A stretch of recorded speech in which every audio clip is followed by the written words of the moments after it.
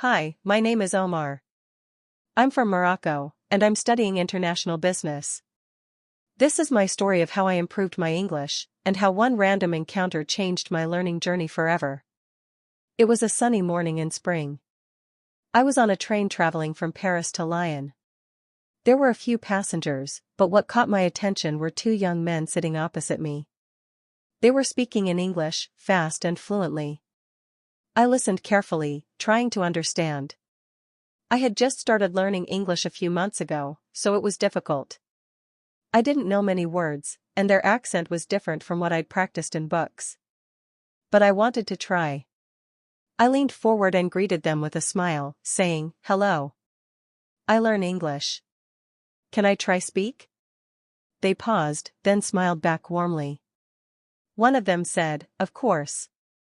You're doing great already." That little encouragement gave me so much confidence. We talked for about 10 minutes. I told them I wanted to improve my English for my career. They said they were university students from the UK, returning from a cultural exchange in France.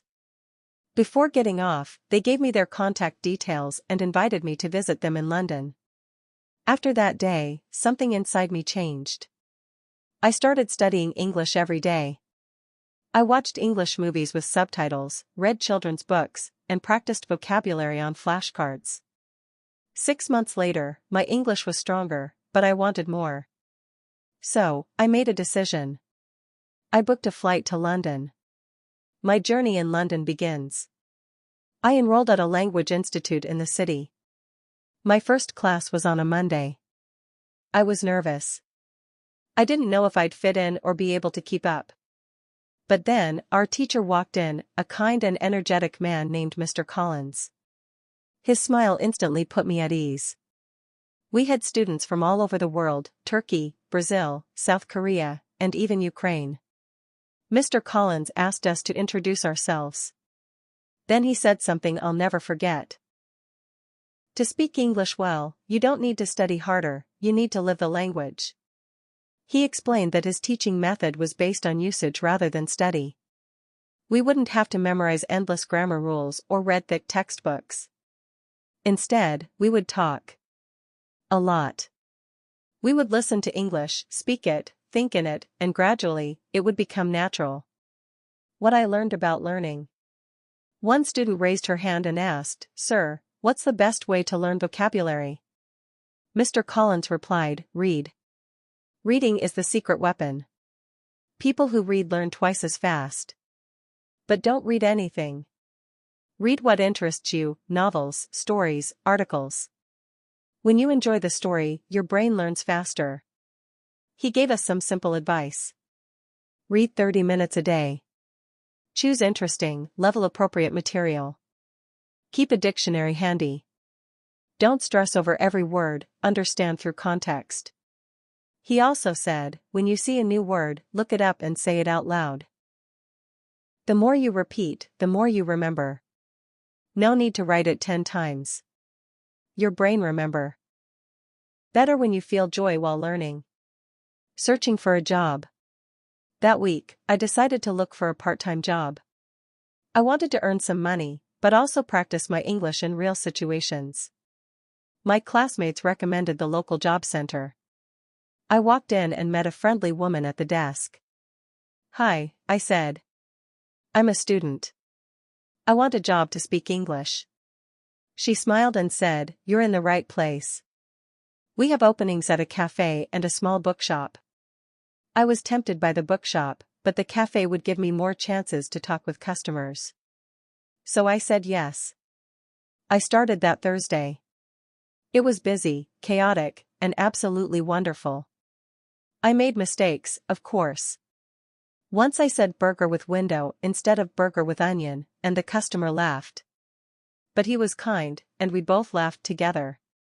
A new classmate from South Korea. Back in class, there was a quiet student named Miho. He never spoke much. One day, he raised his hand and asked our teacher, "How can I improve pronunciation? I feel shy when I speak." Mr. Collins smiled and said, "That's a great question. And I have the perfect answer: shadowing." He explained that when we speak English, our mouth muscles try to follow our native language. That's why we sound different. But by mimicking native speakers, we can improve. Here's what he told us. Shadowing means you listen and repeat at the same time. Like an echo. Find English videos, slow and clear ones. Listen and shadow. He played us a video from YouTube demonstrating the technique.